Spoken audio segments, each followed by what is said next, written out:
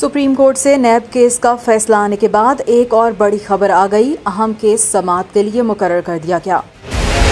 Supreme court practice and procedure act के खिलाफ दरख्वास्त आइंदा हफ्ते समाअत के लिए मुकर्रर कर दी गई। चीफ जस्टिस उमर अता बंदियाल की सरबराही में 8 रुकनी लार्ज बेंच ने दरख्वास्त पर हुक्म इम्तना दिया था, जिसके बाद सुप्रीम कोर्ट का लार्ज बेंच 18 सितंबर को केस की समाअत करेगा।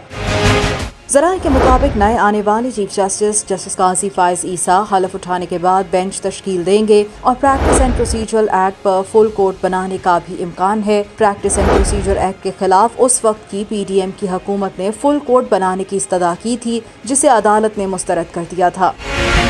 Supreme court practice and procedure act के तहत चीफ जस्टिस का आज खुद नोटिस का इख्तियार महदूद होगा। बेंचों की तश्कील और आज खुद नोटिस का फैसला एक कमेटी करेगी, जिसमें चीफ जस्टिस और 2 सीनियर तरीन जजेस होंगे। नई कानून साजी के तहत नवाज शरीफ, यूसुफ रजा गिलानी, जहांगीर तरीन और दीगर फरीकैन को फैसलों को चैलेंज करने का हक मिला था।